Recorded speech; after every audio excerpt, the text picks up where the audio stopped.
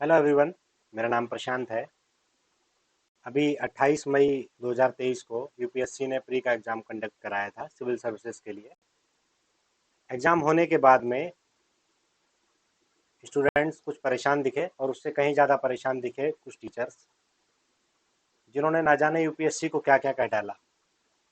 और शायद इसीलिए इस वीडियो को बनाना मेरे लिए ज़रूरी हो गया। क्या वाकई उनकी जो प्रतिक्रिया इस पेपर को लेकर के आई वो सही थी? क्या वाकई पेपर इतना टफ था कि उनके पढ़ाए हुए नोट्स में से कुछ नहीं आया, या बच्चों के पढ़े हुए नोट्स में से कुछ नहीं आया? इसी विषय पर चर्चा करने के लिए मैं आपके लिए लेकर के आया हूँ यूपीएससी प्री का जीएस पेपर 1 का पेपर, और हिंदी और इंग्लिश मीडियम में दोनों मैं आपके लिए लेकर के आया हूँ। इस पेपर को आप देखिए, एनालाइज करिए और खुद से इस चीज़ का निर्णय निकालिए, क्या वाकई ये पेपर इतना कठिन था? क्या लोगों ने, कुछ टीचर्स ने ऐसा कह दिया कि यूपीएससी को गाली देने का मन करता है, कुछ ने कह दिया कि अगर यूपीएससी वाले ही खुद इस पेपर में बैठ जाएं तो इस पेपर को पास नहीं कर सकते। तो चलिए इसी पेपर को मैं आपके लिए लेकर के आया हूँ, देखते हैं इसमें। इस पेपर में कुछ कुल मिलाकर के 100 क्वेश्चंस थे, जिसमें से मैंने कुछ सॉर्ट आउट किए हैं। और ये जो क्वेश्चंस हैं ये बिल्कुल बेसिक नॉलेज के हैं। अगर मैं बेसिक नॉलेज की बात करता हूँ तो मैं बस इतना मानता हूँ कि एक कोई सीरियस कैंडिडेट जिसने लगभग 1 से 1.5 साल की तैयारी की है, कुछ ऐसी बुक्स जो ऑथेंटिक हैं या जो ज़्यादातर अभ्यर्थियों के द्वारा पढ़ी जाती हैं, उनका उसने अध्ययन किया है, और इस बेसिक नॉलेज और इसके साथ कॉमन सेंस जो है उसका उसको मिला देता है, तो क्या वो सच में क्वेश्चंस को सॉल्व कर पाएगा या नहीं कर पाएगा। तो ऐसे ही कुछ बेसिक नॉलेज और कॉमन सेंस के क्वेश्चंस को मैंने यूपीएससी पेपर से सॉर्ट आउट किया है। तो चलिए जो पहला क्वेश्चन मैं आपके लिए लेकर के आया हूँ उसको देख लेते हैं। यहाँ पर जो पहला क्वेश्चन है उसमें एक जगह का नाम दिया गया है जिसका नाम है धान्य कटक, और ये पूछा गया है कि ये कौन सी जगह पर था। इसमें 4 ऑप्शन दिए गए हैं: आंध्रा, गांधार, कलिंग और मगध।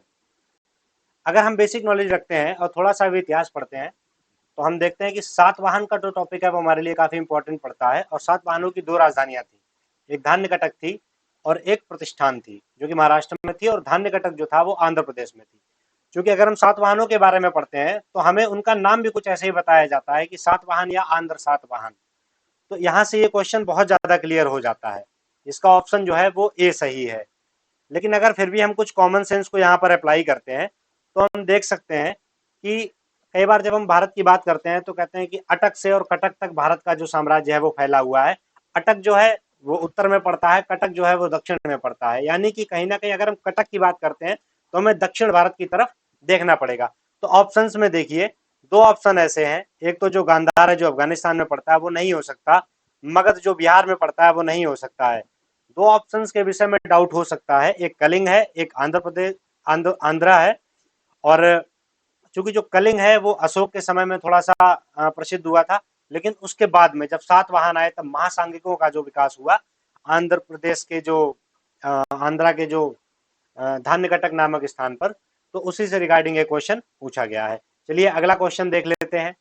अगला जो क्वेश्चन है वो पूछा गया है, बौद्ध धर्म से रिलेटेड है। बौद्ध धर्म में स्तूप बनाए जाते हैं, तो उसी स्तूप से रिलेटेड एक क्वेश्चन है। बौद्ध धर्म और जैन धर्म का टॉपिक जो है वो वैसे ही हमारे लिए काफी ज्यादा इंपॉर्टेंट होता है।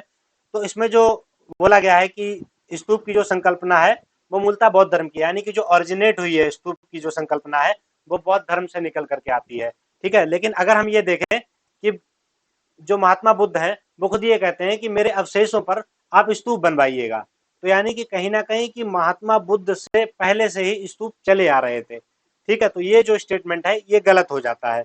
इसके बाद में स्तूप जो है आमतौर पर अवशेषों का निक्षेपागार होता था, यानी कि स्तूपों के अंदर अवशेष रख दिए जाते थे, ऊपर एक भवन का निर्माण कर दिया जाता था और जिसको स्तूप कहते थे, और ये पूजा वगैरह वाले या जो स्मारक के रूप में इनका प्रयोग होता था।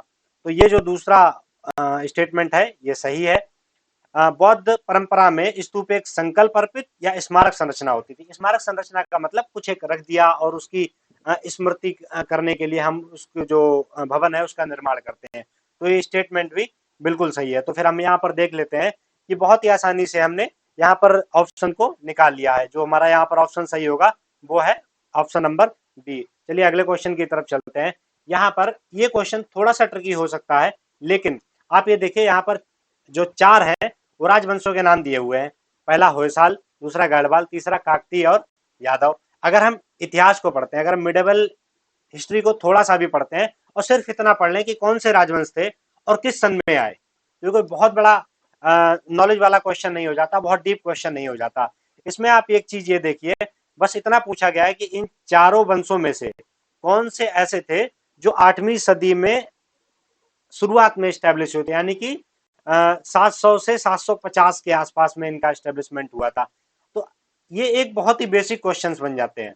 इस टाइप के जितने भी क्वेश्चंस हैं जहां राजवंश दिए और उनका टाइम पीरियड केवल पूछ लिया गया है, तो यहाँ पर देखो अगर हम ऐसे देखें तो जो 3 इसमें राजवंश दिए हुए हैं वो एक दूसरे के समकालीन है। कौन कौन? द्वार समुद्र के होयसाल, वारंगल के काकतीय और यादव जो है, ये जो है लगभग एक दूसरे के समकालीन है, कुछ आगे पीछे चलते हैं। गढ़वाल का जो है थोड़ा सा आगे पीछे चलता है, 1100-1200 के आसपास इनका टाइम पीरियड रहता है। तो हम यहाँ पर देखें इन चारों में से ऐसा कोई भी राजवंश नहीं है जो 8वीं सदी के स्टार्टिंग में उत्पन्न हुआ हो या स्थापित किए गए हो। तो यहाँ पर हम देखते हैं ऑप्शन नंबर जो है वो डी स्टैब्लिश कर लेते हैं हम आसानी से। चलिए अगला क्वेश्चन देखते हैं। ये क्वेश्चन दिया हुआ है, एक थिंकिंग दी हुई है धर्म के बारे में और ये पूछा गया है कि ये थिंकिंग कौन सी धर्म के बारे में है। ठीक है, तो जरा स्टेटमेंट को देख लेते हैं। आत्मा केवल जंतु और पादप जीवन की संपदा नहीं है, यानी कि जो आत्मा होती है वो केवल मनुष्यों या जीवों में, जानवरों में और जो पेड़ पौधे होते हैं केवल इनमें ही नहीं होती है बल्कि जो ये शिलाएं, जो पत्थर होते हैं, जो जलधाराएं हैं, जो नदियां बह रही हैं उनमें भी होती है और जो अनेक जो प्राकृतिक वस्तुओं की भी है उनमें भी होती है। तो ऐसा किस धर्म के द्वारा माना जाता है? तो अगर हम ये देखें कि बहुत ही एक्सट्रीम कंडीशन हमें दी हुई है कि सब में जो जीवन है वो मान लेना है, तो आप इसको देखेंगे कि कहीं ना कहीं जो जैन धर्म पिछड़ गया था वो इसीलिए पिछड़ गया था कि इन्होंने हर चीज में जीवन देखने की कोशिश की। खेती ना करो क्योंकि जीव जंतु मर जाएंगे, है ना। मुंह पर 16 फोल्ड का कपड़ा रखो क्योंकि मुंह से निकलने वाली गर्म हवा के द्वारा जो वायुमंडल में बैक्टीरिया या जो भी जीवाणु है वो नष्ट हो जाएंगे। तो कहीं ना कहीं एक्सट्रीम की बात हो रही है यानी कि हर एक चीज में जीवन खोजने की शुरुआत हो रही है। तो हम यहाँ पर आसानी से देख सकते हैं कि जो हमारा ऑप्शन होगा वो जैन परंपरा होगा। तो चलिए बढ़ते हैं अगले क्वेश्चन की तरफ, देखते हैं इस क्वेश्चन में क्या दिया हुआ है। अगला जो क्वेश्चन है एक रेगुलेटिंग एक्ट के बारे में पूछा गया और बहुत ही सिंपल क्वेश्चन है। हम लोग हर बार पढ़ते हैं कि भारत का पहला गवर्नर जनरल कौन था, बंगाल का पहला गवर्नर जनरल कौन था, भारत का पहला वायसराय कौन था, बस इसी पे रिलेटेड ये क्वेश्चन है। तो आप देखिए ये पूछा गया है कि भारत का गवर्नर जनरल जो है बनाया गया था वो किस एक्ट के माध्यम से बनाया गया था। हमको सबको पता है कि विलियम बेंटिक था जिसको पहला भारत का गवर्नर जनरल बनाया गया था। तो ये किस एक्ट से आया था? अब बेंटिक के टाइम को याद कीजिए, 1832 से के आसपास थे, 33 के आसपास थे, 34 के आसपास थे। तो जो 1833 का जो चार्टर एक्ट आया था उसके द्वारा क्या किया गया था, बंगाल के गवर्नर जनरल को भारत का गवर्नर जनरल बना दिया गया था। बहुत ही सिंपल और बिल्कुल कॉमन क्वेश्चन है, लूसेंट की बुक में भी आपको मिल जाएगा, इतना कॉमन क्वेश्चन है। अगले क्वेश्चन को देखते हैं। अगला क्वेश्चन पॉलिटी से है, ये बात करता है ड्यू प्रोसेस ऑफ लॉ का मीनिंग क्या है। ड्यू प्रोसेस ऑफ लॉ यानी कि विधि की सम्यक प्रक्रिया, यानी कि जो विधि में लिख दिया गया है उसी को अक्षरशः फॉलो करते हुए चलना है। यानी कि ऑप्शन पे नजर में डालते हैं, ये नैसर्गिक न्याय यानी कि नेचुरल जस्टिस की बात कर रहा है, जबकि नेचुरल जस्टिस और विधि की सम्यक प्रक्रिया में बहुत अंतर होता है। सबसे अंतिम वाला ऑप्शन देखते हैं, विधि के समक्ष समता। तो विधि के समक्ष समता का जो टॉपिक है वो और ड्यू प्रोसेस ऑफ लॉ में अंतर है। विधि की समझ समता बात करती है कि जो भी विधि के आगे होंगे, जो भी लोग होंगे, सभी के लिए विधि जो है वो समान होगी, विधि की नजर में सभी लोग समान होंगे, जबकि ड्यू प्रोसेस ऑफ लॉ का मीनिंग ये नहीं होता है। ऑप्शन बी को देखते हैं। ऑप्शन बी बताता है विधि द्वारा स्थापित पद्धति, यानी कि ऐसी पद्धति जो विधि द्वारा स्थापित की जा रही है। जबकि ऑप्शन सी की तरफ अगर आप देखेंगे, फेयर एप्लीकेशन ऑफ लॉ, विधि की निष्पक्ष प्रयुक्ति, यानी कि बिना किसी पक्षपात के जो विधि है जैसा कहा गया है वैसा ही उसको लागू करना। तो यहाँ पर हम देख सकते हैं बहुत ही बेसिक सा क्वेश्चन है एक, और अगर आप जो एक बुक मानी जाती है काफी इंपॉर्टेंट बुक लक्ष्मीकांत की बुक, अगर आप इसको पढ़ते हैं तो अक्षरशः आप इस क्वेश्चन को वहां पर पाएंगे और आसानी से इस क्वेश्चन को आप सॉल्व कर सकते हैं। चलिए अगले क्वेश्चन की तरफ बढ़ते हैं। अगला भी जो क्वेश्चन है वो कॉन्स्टिट्यूशन का ही क्वेश्चन है और उसमें यह पूछा गया है कि संविधान, जो एक संविधान होता है उसका मुख्य प्रयोजन क्या होता है। किसी देश में जो संविधान है उसका मुख्य उद्देश्य क्या होता है। तो क्वेश्चन है कि संविधान के मुख्य प्रयोजन का सर्वोत्तम रूप क्या हो सकता है। which of the following statement best reflects the chief purpose of the Constitution of India। तो चलिए हम ऑप्शंस की तरफ देखते हैं। यह आवश्यक विधियों के निर्माण के उद्देश्य का निर्धारण करता है।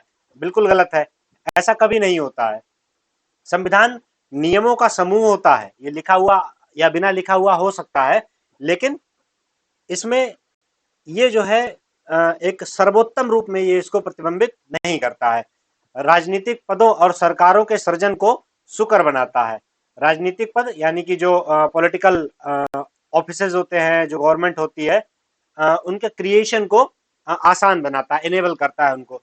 ये माइट भी सही हो सकता है। ऑप्शन सी को देखते हैं। यह सरकार की शक्तियों को परिभाषित करता है और सीमाबद्ध करता है। यह ऑप्शन बिल्कुल सही है। अभी 1 साल या 2 साल पहले भी ये क्वेश्चन पूछा गया था कि जो कॉन्स्टिट्यूशनल गवर्नमेंट होता है उसका मतलब क्या होता है। उसका मतलब होता है सीमित सरकार, यानी कि सरकार जिस पर लिमिटेशंस आरोपित की हुई है। तो यहाँ पर भी लगभग घुमा फिरा के वही चीज पूछी हुई है कि जो ये क्वेश्चन है ये कह रहा है कि जो यह सरकार की शक्तियों को परिभाषित करता है, ये बताता है कि सरकार की शक्तियां क्या है, और दूसरा उनको सीमाबद्ध भी करता है, उन पर लिमिट्स भी लगाता है। तो ये ऑप्शन भी सही हो सकता है। और ऑप्शन डी देखते हैं, यह सामाजिक न्याय, सामाजिक समता और सामाजिक सुरक्षा को प्रतिबूत करता है। यह करता है, यह करने का प्रयास करता है ऐसा, लेकिन जो क्वेश्चन हमसे पूछ रहा है बेस्ट रिफ्लेक्ट, उसके अगर अकॉर्डिंग हम देखें तो ये ऑप्शन जो है ये गलत हो जाता है। यहाँ पर हम देखें तो बी और ऑप्शन सी निकल के आते हैं। तो बी और सी में देखें तो जो मोस्ट प्रोबेबल सही होने के चांसेस है वो है ऑप्शन नंबर सी। ओके, चलिए अगले क्वेश्चन की तरफ बढ़ते हैं। अगला जो क्वेश्चन है वो भी बात है इंडियन कॉन्स्टिट्यूशन, इंडियन पॉलिटी से पूछा गया क्वेश्चन है। ये बात कर रहा है कि जो कॉन्स्टिट्यूशनल अमेंडमेंट नीचे दिए गए हैं उसने मूल अधिकारों की न्यायिक व्याख्या को अधिभूत करने के लिए अधिनियमित किया गया था। इसका मतलब यह है कि ऐसा कौन सा संविधान संशोधन है जो इसलिए लाया गया था कि जो मूल अधिकारों में जो चेंजेस है या जो न्यायपालिका उनमें हस्तक्षेप कर सकती है उनको खत्म किया जा सके। इसमें ऊपर दिया हुआ है following constitutional amendment was widely believed to be enacted to overcome the judicial interpretation of the fundamental right. यानी कि न्यायालय के द्वारा जो फंडामेंटल राइट्स की व्याख्या की जा रही थी उसको मतलब उसको ऊपर निकलने के लिए, उसको खत्म करने के लिए। तो ये बहुत ही बेसिक क्वेश्चन है, सीधा सीधा आपको लक्ष्मीकांत की बुक से मिलेगा। ये पहले कॉन्स्टिट्यूशनल अमेंडमेंट के द्वारा ऐसा लाया गया था। चलिए आगे बढ़ते हैं। अगला जो क्वेश्चन है वो भी इंडियन पॉलिटी से है और जैसे का तैसा आपको लक्ष्मीकांत की बुक में मिल जाता है। सिंपल सा क्वेश्चन है। इसमें पूछा गया है कि निम्नलिखित में से जो है या जो फॉलोइंग बॉडीज दी हैं इनमें कौन कौन जो है वो कॉन्स्टिट्यूशनल बॉडीज हैं। तो चलिए देखते हैं। पहला दिया हुआ है national commission for backward classes. अभी रिसेंटली 1-1.5-2 साल की घटना है, जो national commission for backward class है उसको कॉन्स्टिट्यूशनल दर्जा दिया गया है। तो ये जो ऑप्शन है ये सही होता है हमारा। दी एनएचआरसी, एनएचआरसी जो है वो संवैधानिक निकाय नहीं है, ठीक है। जो एनसीएलटी है वो भी नहीं है, वो उसके कुछ प्रावधान जो हैं वो आपको डीपीएसपी में देखने को मिलते हैं, तो ये भी नहीं है। इसके अलावा जो the national consumer dispute redressal commission ये भी नहीं है। लक्ष्मीकांत की बुक में संवैधानिक निकाय और संवैधानांतर निकाय का अलग अलग चैप्टर करके सारे चैप्टर को बहुत ही मतलब व्यापक रूप में समझाया गया है। अगर आप सिर्फ उस बेसिक बुक को भी पढ़ते हैं तो ये क्वेश्चन आप इजीली करके ले जाते हैं। तो यहाँ पर जो हमारा ऑप्शन सही होगा दैट इज ऑप्शन ए, यानी कि ओनली 1। चलिए आगे बढ़ते हैं। अगला जो क्वेश्चन है इंडियन पॉलिटी से है और ये बात करता है यदि भारत के राष्ट्रपति का निर्वाचन भारत के उच्चतम न्यायालय द्वारा शून्य घोषित कर दिया जाता है तो ऐसे विनिश्चय की तिथि से पूर्व राष्ट्रपति के पद के कर्तव्यों के निष्पादन में राष्ट्रपति के द्वारा किए गए सभी कृत्य अविधिमान्य हो जाएंगे। कहने का मतलब ये है कि अगर किसी राष्ट्रपति ने चुनाव जीत लिया है और उसने काम करना शुरू कर दिया है, लेकिन कुछ समय बाद जो राष्ट्रपति जीता हुआ है उसके चुनाव को गलत करार दे दिया जाता है या अविधिमान्य करार दे दिया जाता है सुप्रीम कोर्ट के द्वारा, तो क्या इस स्थिति में राष्ट्रपति के द्वारा ऐसा घोषित किए जाने की तिथि से और उसके राष्ट्रपति नियुक्त या चुने जाने की तिथि से जो उसने बीच में काम किए हैं वो अविधिमान्य हो जाएंगे? तो ये सीधा सीधा लक्ष्मीकांत की बुक में लिखा हुआ है, उसके द्वारा किए हुए कार्य अविधिमान्य नहीं होंगे। तो ये जो स्टेटमेंट है ये यहाँ पर गलत हो जाता है। चलिए अगला स्टेटमेंट देखते हैं। भारत के राष्ट्रपति के पद के लिए निर्वाचन इस आधार पर मुलतवी किया जा सकता है कि कुछ विधानसभाएं विघटित हो गई हैं और उनके निर्वाचन अभी होने शेष है। ये स्टेटमेंट भी सीधा डायरेक्टली आपको बुक में मिलेगा कि अगर कुछ विधानसभाएं विघटित हैं, ठीक है, तो राष्ट्रपति का चुनाव नहीं किया जा सकता, जबकि इस पर सुप्रीम कोर्ट का जजमेंट आ चुका है। सुप्रीम कोर्ट ने राय दी हुई है कि यदि कुछ विधानसभाएं भंग हैं तो उनको हटा करके राष्ट्रपति का चुनाव यथा समय ही करवाया जाएगा। तो ये जो स्टेटमेंट है, ये स्टेटमेंट भी गलत हो जाती है। चलिए अगले देखते हैं। कोई विधेयक राष्ट्रपति के कोई विधेयक भारत के राष्ट्रपति को प्रस्तुत किए जाने पर संविधान द्वारा विहित की गई समय सीमा के अंदर राष्ट्रपति को अनुमति देनी होती है। यह कह रहा है कि यदि संसद के दोनों सदनों द्वारा पारित करके कोई विधेयक राष्ट्रपति के पास भेजा जाता है और उनसे कहा जाता है कि आप इस पर हस्ताक्षर कर दीजिए, तो उसके लिए एक तय समय सीमा संविधान ने बताई हुई है, जबकि ये गलत है। तय समय सीमा बिल्कुल भी किसी भी विधेयक के लिए नहीं बताई हुई है। अगर बताई गई होती तो कहीं ना कहीं हम जेबी वीटो या जो पॉकेट वीटो हम पढ़ते हैं उसको नहीं पढ़ रहे होते हैं। इसीलिए जो ऑप्शन है, ये तीनों जो स्टेटमेंट हैं ये गलत हो जाते हैं, यानी कि ऑप्शन नंबर जो डी है वो यहाँ पर करेक्ट हो जाता है। चलिए अगले क्वेश्चन की तरफ बढ़ते हैं। अगला क्वेश्चन जो है वो भी इंडियन पॉलिटी से है। इसमें भी आपको 3 स्टेटमेंट दिए गए हैं और सही जो स्टेटमेंट है वो पूछा गया है। पहला स्टेटमेंट है, जब लोकसभा वित्त विधेयक को, यहाँ धन विधेयक और वित्त विधेयक की बात की गई है, तो आप जरा गौर से पढ़िएगा। वित्त विधेयक राज्यसभा में भेजती है तो राज्यसभा उस विधेयक को संशोधित या अस्वीकृत कर सकती है, बिल्कुल कर सकती है। धन विधेयक को नहीं कर सकती है, केवल अनुशंसा दे सकती है। यानी कि ये जो स्टेटमेंट है, स्टेटमेंट नंबर 1 जो है ये सही स्टेटमेंट है। अगला स्टेटमेंट देखते हैं। जब लोकसभा धन विधेयक को राज्यसभा में भेजती है तो राज्यसभा उस विधेयक को संशोधित या अस्वीकृत नहीं कर सकती, वह केवल अनुशंसाएं कर सकती है। यह बिल्कुल सही स्टेटमेंट है और उसे ऐसा करने के लिए सिर्फ और सिर्फ 14 दिन का समय मिलता है। डायरेक्टली ये बुक से क्वेश्चन है, बिल्कुल भी घुमाया हुआ नहीं है। ठीक है, चलिए आगे बढ़ते हैं। लोकसभा और राज्यसभा के बीच असहमति होने पर धन विधेयक के लिए कोई भी संयुक्त बैठक नहीं होती है। बिल्कुल सही बात है। जब लोकसभा को धन विधेयक के ऊपर लगभग एकाधिकार सा प्राप्त है तो फिर संयुक्त बैठक की आवश्यकता ही नहीं बचती है और वित्त विधेयक के लिए संयुक्त बैठक की जा सकती है। चलिए तो इस स्टेटमेंट को सही करते हैं। तो हमारा जो ऑप्शन होगा वो ऑप्शन जो है वो तीनों सही होंगे। यहाँ पर हमारे तीनों स्टेटमेंट सही हो जाएंगे। चलिए अगले क्वेश्चन की तरफ बढ़ते हैं। अगला जो क्वेश्चन है वो एक शेड्यूल्ड एरिया जो डिक्लेयर किया जाता है वो राज्यपाल राष्ट्रपति को सिफारिश करता है और राष्ट्रपति जो है वो उस क्षेत्र को अनुसूचित क्षेत्र घोषित कर देता है। उसके रिगार्डिंग ये क्वेश्चन पूछा गया। किसी राज्य क्षेत्र के भीतर किसी क्षेत्र को अनुसूचित क्षेत्र के रूप में अधिसूचना राष्ट्रपति के आदेश के माध्यम से पारित होती है। बिल्कुल, राष्ट्रपति एक ऑर्डर पास करता है, उसके ऑर्डर पास करने के बाद में जो क्षेत्र होता है वो अनुसूचित क्षेत्र के रूप में विहित कर दिया जाता है या घोषित कर दिया जाता है। तो ये जो स्टेटमेंट है ये सही है। अनुसूचित क्षेत्र के रूप में बनने वाली जो सबसे प्रशासनिक बड़ी इकाई है वो जिला हो सकती है और जो सबसे छोटी है वो ब्लॉक में गांवों का समूह हो सकता है। बिल्कुल सही बात है। मतलब एक जिले से ज्यादा बड़ी जो है वो क्षेत्र घोषित नहीं किया जा सकता। अगर करना है तो उसे अलग क्षेत्र घोषित किया जाएगा। तो चलिए, छोटे से छोटी इकाई वैसे ही आप देखेंगे गांव का समूह होता है, तो ये स्टेटमेंट भी सही है। चलिए अगला देखते हैं। संबंधित राज्यों के मुख्यमंत्रियों से अपेक्षित है कि वे राज्यों के अनुसूचित क्षेत्रों के प्रशासन के विषय में केंद्रीय गृह मंत्रालय को प्रतिवेदन दे, जबकि ऐसा नहीं होता है। राज्य के मुख्यमंत्री को अनुसूचित क्षेत्रों के विषय में कोई ऐसी बहुत ज्यादा पावर नहीं होती है कि उन्हें कोई रिपोर्ट देनी है या नहीं देनी है। ठीक है, जो भी रिपोर्ट्स वगैरह होती है वो जो उस आरक्षित क्षेत्र जो आरक्षित अनुसूचित क्षेत्र घोषित किया गया है उसके लिए जो रिपोर्ट देने का सक्षम प्राधिकारी है वो राज्यपाल को देगा। राज्यपाल उस रिपोर्ट को राष्ट्रपति को प्रेषित करवाएगा। राष्ट्रपति उसको संसद भवन के पटल पर रख पाएगा। राज्यपाल चाहे तो उसको विधानसभा के पटल पर भी रखवा सकता है। लेकिन जो स्टेटमेंट 3 है वो यहाँ पर गलत हो जाता है। तो यहाँ पर हम ऑप्शन देख लेते हैं।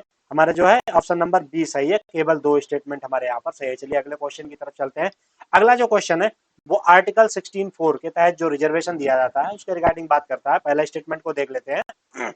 पहला स्टेटमेंट है कि भारत के उच्चतम न्यायालय ने यानी कि सुप्रीम कोर्ट ऑफ इंडिया ने अपने कुछ निर्णयों में ऐसा निर्णय दिया है या ऐसा विचार किया है कि भारत के संविधान में जो आर्टिकल 16(4) में आरक्षण की नीतियां बनाई गई हैं वो प्रशासन की दक्षता को बनाए रखने के लिए अनुच्छेद 335 द्वारा सीमित होंगी।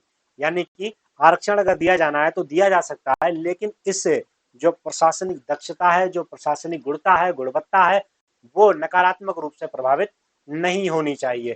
ठीक है, तो ये जो स्टेटमेंट है, ये स्टेटमेंट एकदम सही हो जाता है। चलिए अगला कथन को देख लेते हैं। अगला स्टेटमेंट क्या कहता है कि भारत के संविधान का अनुच्छेद 335 प्रशासन की दक्षता पद को परिभाषित करता है। तो ये स्टेटमेंट जो है वो गलत है। प्रशासनिक दक्षता को कहीं भी परिभाषित नहीं किया गया है, ना ही संविधान में किया गया है, ना ही सुप्रीम कोर्ट में किया गया है, और ना ही कहीं और किया गया है। तो यानी कि जो ऑप्शन जो स्टेटमेंट 2 है वो यहाँ पर गलत हो जाता है। तो देख लेते हैं अगला जो ऑप्शन है इसका, वो देख लेते हैं। इसके हिसाब से हमारा ऑप्शन सही होगा। कथन 1 कथन 2 दोनों सही, कथन 1 कथन 2 दोनों सही, कथन 1 सही किंतु कथन 2 गलत। चलिए ऑप्शन नंबर सी जो है ये ऑप्शन सही हो जाता है। चलिए बढ़ते हैं अगले क्वेश्चन के पास में। अगला क्वेश्चन जो है वो भारत में यूरेनियम के भंडारों के बारे में पूछा गया है। ये क्वेश्चन लगभग बेसिक क्वेश्चन है, इसमें कम से कम आप कुछ ऑप्शन एलिमिनेट कर पाएंगे। कुछ लोग ये कह रहे थे कि इस बार एलिमिनेशन टेक्निक बिल्कुल काम नहीं कर रही थी, तो चलिए देखते हैं इस क्वेश्चन में। भारत अपने पास यूरेनियम डिपॉजिट होने के बावजूद अपने अधिकांश विद्युत उत्पादन के लिए कोयले पर निर्भर है। ये बिल्कुल सही बात है। हमारे पास जो यूरेनियम है वो उतना एनरिच्ड यूरेनियम नहीं है, और इसीलिए आप देखेंगे कि हमारे देश में जो इलेक्ट्रिसिटी का प्रोडक्शन होता है वो आज भी सबसे ज्यादा coal based thermal power plant जो लगे हुए हैं उनके द्वारा होता है। तो स्टेटमेंट 1 जो है वो बिल्कुल सही हो जाता है। अगला जो क्वेश्चन है, अगला जो स्टेटमेंट है वो ये कहता है कि विद्युत उत्पादन के लिए कम से कम 60% तक जो यूरेनियम है जो वो एनरिच्ड होना चाहिए। तो अब आप यहाँ पर देखिए इस क्वेश्चन में आप ये देख सकते हैं कि 60% दिया हुआ है। नॉर्मली जो एक एग्जैक्ट वैल्यू दे दी जाती है वो वाले स्टेटमेंट कई बार गलत हो जाते हैं। और एनरिच होने का मतलब जो होता है, मतलब उस इतनी मात्रा तो कम से कम होनी ही चाहिए। तो जो एनरिच्ड यूरेनियम में यूरेनियम की मात्रा जो है लगभग 3 से 5%, 4% ऐसी होनी चाहिए। तो कम से कम यहाँ पर अगर आप देखें कि एक स्टेटमेंट को तो आप सही कर पा रहे हैं, तो अगर आप एक स्टेटमेंट को सही कर पा रहे हैं तो एक ऑप्शन को आप यहाँ पर गलत कर पा रहे हैं। ठीक है, तो इस तरीके से ऑप्शन जो है ये वाला जो है ये गलत है। और फाइनली अगर हम देखते हैं तो हमारा ऑप्शन जो है वो सही निकल करके आता है। तो चलिए बढ़ते हैं अगले क्वेश्चन की तरफ। अगला जो क्वेश्चन है वो पूछा गया है मार्सुपियल्स के बारे में। जैसे कि कंगारू होता है, कंगारू एक मार्सुपियल होता है, मतलब अपनी एक उसके पेट के पास में एक जगह होती है जहां पर वो अपने छोटे बच्चे को रखता है। तो चलिए इस क्वेश्चन को देख लेते हैं कि marsupials are not naturally found in India. ये बात बिल्कुल सही है। कंगारू जैसे मार्सुपियल है और भी मार्सुपियल है, आपने कभी भी इनको नहीं सुना होगा कि ये भारत में पाए जाते हैं। ये भी एक बेसिक नॉलेज का बिल्कुल क्वेश्चन है। तो ये जो क्वेश्चन है ये बिल्कुल ये जो स्टेटमेंट है ये बिल्कुल सही है। भारत में नेचुरली नहीं पाए जाते, अगर कहीं पाए जाते हैं तो वो चिड़ियाघर वगैरह में पाए जाते हैं। अगले स्टेटमेंट को देखते हैं कि marsupial can thrive only in montane grassland with no predator. मतलब ये ऐसी ग्रासलैंड में पाए जाते हैं जहां पर कोई भी परभक्षी नहीं हो, यानी कि जो इनको खा सके। जबकि ग्रासलैंड में आप देखते हैं कि बहुत सारे जो परभक्षी होते हैं वो पाए जाते हैं, बड़े बड़े ग्रासलैंड्स में ही पाए जाते हैं। तो ये जो स्टेटमेंट है ये गलत हो जाता है, ये स्टेटमेंट सही हो जाता है। तो हम नजर डालते हैं हमारा कौन सा ऑप्शन सही होगा। ऑप्शन नंबर हमारा सी सही होगा। स्टेटमेंट नंबर 1 है वो करेक्ट है, स्टेटमेंट नंबर 2 जो है वो गलत है। चलिए आगे बढ़ते हैं, अगले क्वेश्चन की तरफ देखते हैं। एक बहुत ही बेसिक क्वेश्चन जिसको आप कभी भी ना पढ़े हो, लेकिन एलिमिनेशन टेक्निक जो एक्सट्रीम बर्ड्स हैं, जो कॉमन बर्ड्स हैं, उनको देखते हुए इस क्वेश्चन को आप आसानी से सॉल्व कर सकते हैं। चलिए ये वाला क्वेश्चन देखिए। इसमें क्या कह रहा है कि सम मशरूम्स हैव मेडिसिनल प्रॉपर्टीज। बिल्कुल सही है, कुछ मशरूम में हो सकती है मेडिसिनल प्रॉपर्टीज। ये तो नहीं कह रहा है ना कि सभी मशरूम में होती है या एक भी मशरूम में नहीं होती है, तो कुछ में हो सकती है। नेक्स्ट देखिए, some mushroom have psychoactive properties, यानी कि कुछ ऐसे मशरूम होते हैं जिन्हें मना प्रभावी गुण होते हैं, यानी कि साइको एक्टिव उसमें कुछ प्रॉपर्टीज होती है। यानी कि फिर उसने कुछ वर्ड दिया है, यानी कि ये स्टेटमेंट भी आप सही कर सकते हैं। अगला स्टेटमेंट देखिए, सम मशरूम्स हैव इंसेक्टिसाइडल प्रॉपर्टीज, यानी कि कुछ मशरूम ऐसे होते हैं जिनमें कीड़े मारने की यानी कीटनाशक की जो होती है वो क्षमता होती है। फिर से सम वर्ड दिया हुआ है, आसानी से इसको आप सही कर सकते हैं। ठीक है, सम मशरूम्स हैव बायोल्यूमिनिसेंट प्रॉपर्टी, यानी कि कुछ संदीप्तिशील मशरूम होते हैं, यानी कि उनमें अंधेरे में थोड़ी बहुत रोशनी निकलती है। ये स्टेटमेंट भी बिल्कुल सही हो सकता है क्योंकि यहाँ पर सम दिया हुआ है और संभावना है इतने सारे मशरूम होते हैं, कुछ ना कुछ हो सकता है कि बायोल्यूमिनेसेंट हो।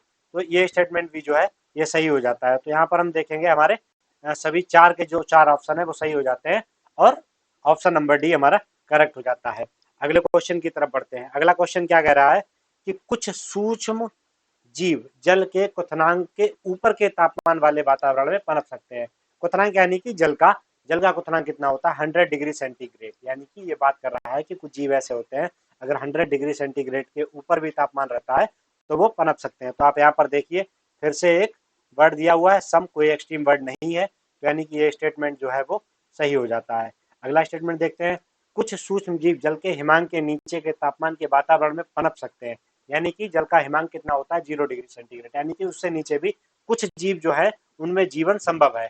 जैसे कि हम जानते हैं कि जो ध्रुव वगैरह है, जो पोलर एरियाज है, वहां पर टेम्परेचर हमेशा माइनस के नीचे रहता है, लेकिन फिर भी वहां पर जो कुछ माइक्रो ऑर्गेनिज्म है, कुछ जीव हैं, वो वहां पर मिलते हैं।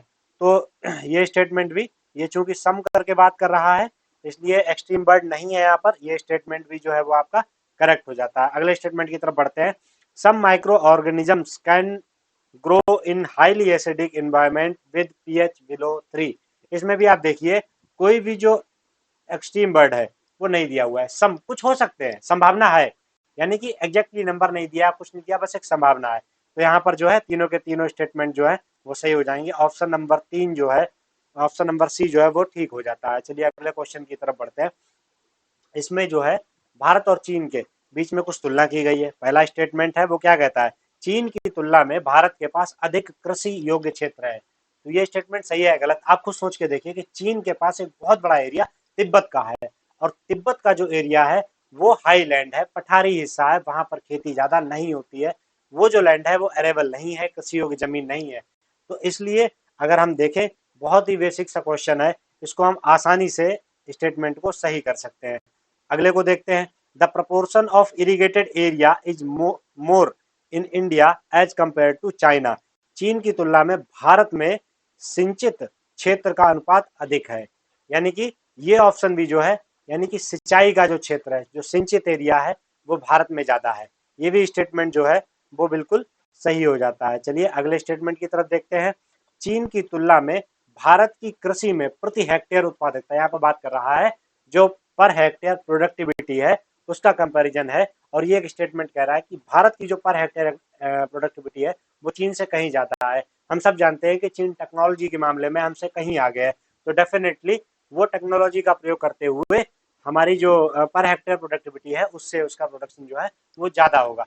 तो जो स्टेटमेंट नंबर 3 है वो यहाँ पर इनकरेक्ट हो जाता है। तो जो ऑप्शन है यहाँ पर, दो स्टेटमेंट सही है, तो ऑप्शन नंबर बी यहाँ पर करेक्ट होगा। चलिए बढ़ते हैं अगले क्वेश्चन की तरफ। अगला जो क्वेश्चन है इकोनॉमिक्स से रिलेटेड कुछ कुछ क्वेश्चन है। ये क्या कह रहा है, दो स्टेटमेंट दिए हुए हैं कि कोविड विश्व महामारी के बाद हाल के रिसेंटली जस्ट अभी विगत काल में पूरे विश्व में अनेक केंद्रीय बैंकों ने ब्याज दरें बढ़ा दी थी।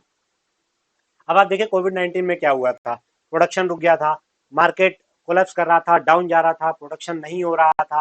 तो उसके लिए जो सेंट्रल बैंक्स थे कई देशों के, उन्होंने क्या किया था कि जो इंटरेस्ट रेट थे उनको नीचे कर दिया था, जिससे कि लोग ज्यादा से ज्यादा लोन लें, उसके बाद उसको इन्वेस्ट करें और फिर प्रोडक्शन जो है वो दोबारा से शुरू कर सके, दुनिया फिर उसी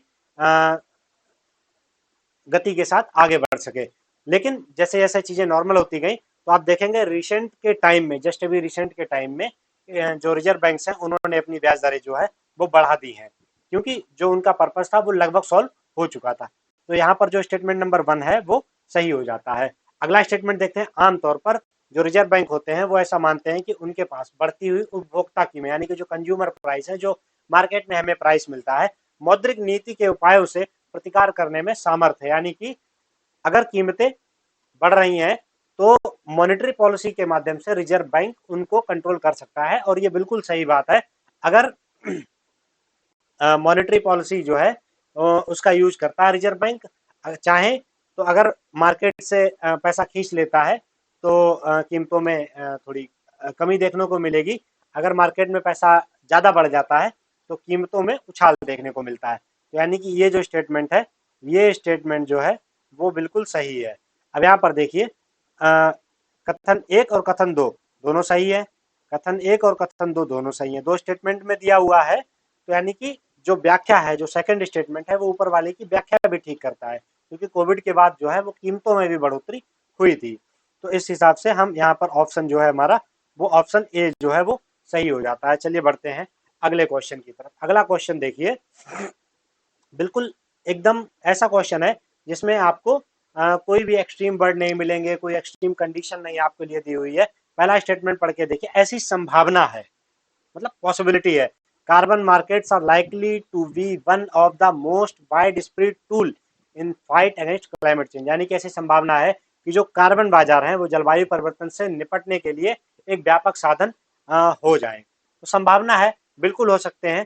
कार्बन मार्केट आप जानते हैं कि जो लोग कार्बन का ज़्यादा एमिशन करते हैं अपनी इंडस्ट्रीज में, वो कम कार्बन उत्सर्जन करने वाले, कम कार्बन एमिशन करने वालों से कार्बन सर्टिफिकेट्स वगैरह परचेज कर सकते हैं। तो ये बिल्कुल सही चीज़ है। अगले स्टेटमेंट को देखिए, कार्बन बाजार संसाधनों को प्राइवेट सेक्टर से राज्यों को हस्तांतरित कर देते हैं। यानी कि carbon markets transfer resources from the private sector to the state. ये स्टेटमेंट भी बिल्कुल सही है। जब जो कार्बन सर्टिफिकेट्स वगैरह हैं, जब उनकी खरीद फरोख्त की जाएगी, तो वो जो पब्लिक, जो स्टेट ओन्ड जो कंपनीज हैं, उनसे भी की जा सकती है। तो कहीं ना कहीं ये जो रिसोर्सेज हैं उनको हस्तांतरित करेंगे स्टेट्स की तरफ में। तो यहाँ पर हम देख लेते हैं, हमारा जो दोनों स्टेटमेंट है वो यहाँ पर सही हो जाते हैं, और कथन एक और कथन दोनों सही है, और एक जो है, दो जो है वो एक की सही व्याख्या भी करता है। चलिए अगली देखते हैं। अगला जो है वो काले तिल के ऊपर क्वेश्चन है। पहला स्टेटमेंट है, भारत सरकार काले तिल के बीजों के लिए एमएसपी कीमत उपलब्ध कराती है। बिल्कुल सही बात है। हाल ही के वर्षों में हमने देखा है कि हम जो खाद्य तेल है उनका बहुत ज्यादा इंपोर्ट कर रहे हैं, तो इसलिए कहीं ना कहीं सरकार जो है वो एमएसपी बढ़ा करके इन तेलों के उत्पादन को बढ़ाना चाहती है। तो ये जो पहला स्टेटमेंट है ये बिल्कुल सही हो जाता है। अगला देखते हैं, काले तिल की जो खेती है वो खरीफ के फसल में की जाती है। नहीं, काले तिल की जो खेती है वो रबी के रूप में की जाती है। और स्टेटमेंट